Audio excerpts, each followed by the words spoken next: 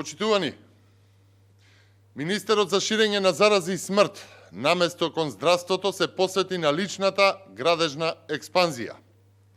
По примерот на објектот Касарната и Шпанско село, на падините на Скопско водно, кој што се уште е оставено за нерешено, Венко Филипче се шири со згради и објекти низ Скопје.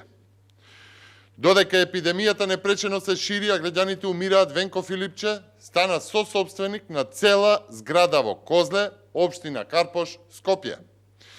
Венко Филипче, заедно со уште едно докторско име, Емилија Атанасовска, од фармацијата, од Институтот за фармакологија од универзитетските клиники, на местото на семејна куќа, изградија и станаа сособственици на цела зграда со вкупна површина од околу 570 метри квадратни. Почитувани, на имот на Атанасовска семејна куќа со двор во Скопско Козле, Венко Филипче влегува во сособственички однос за заедно да бидат соинвеститори во изградба на цела зграда. При тоа, за да се зацкрие и за да го зацкрие своето име, Филипче ја овластува својата партнерка таа да го застапува во правната комуникација со општината и институциите при градбата. Всушност, се поставува прашањето: дали Венко Филипче е оној градежен инвеститор кој што го финансира градењето?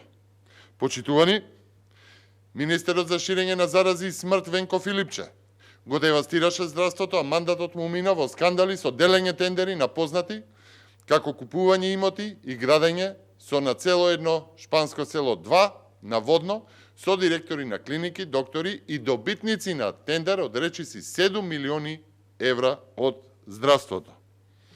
Но, наместо оставка, замена на Филипче и осуда за скандалите, додека здравството тоне и нема стратегија за запирање на епидемијата, мафијата на власт го остава Венко Филипче за министер, а за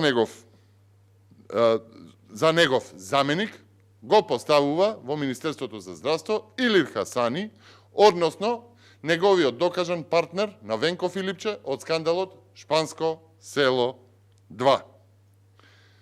Скандалот и поречиси цела една година нема разрешница ниту од антикорупцијската комисија, ниту од јавното обвинителство, а Филипче се уште е министер.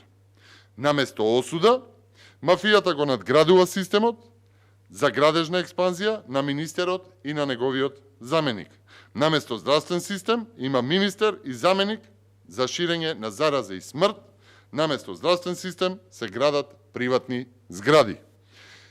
Европа, почитувани, ја зафаќа вториот бран на коронавирусот, а Македонија се уште не може да се справи со првиот бран. Секојдневно растат бројките на заразени и на починати, здравството го тресат скандали, а мафијата на власт се грижи за градежната експанзија на министерот за ширење на зараза и на смрт. Почитувани, или мафијата, или Македонија. Изборот е Македонија. Ви благодарам.